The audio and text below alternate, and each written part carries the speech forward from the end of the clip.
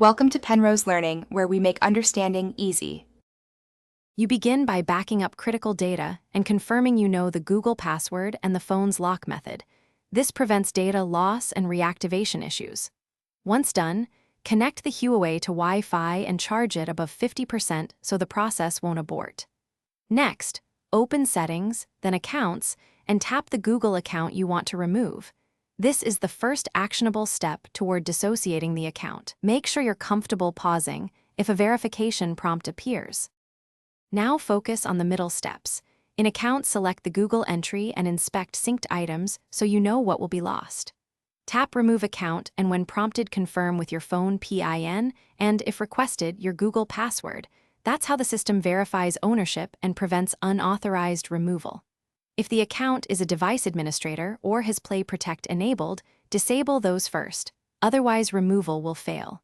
Once confirmed, wait for the device to update account lists and background sync to stop. To finish, restart the Huawei and check Settings right arrow accounts to verify the Google account is gone. Restart ensures services restart cleanly.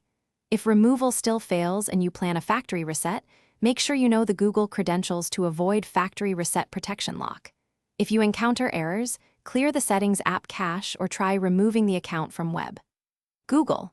Calm first, then repeat. These steps often resolve syncing or permission conflicts, so you can complete the removal.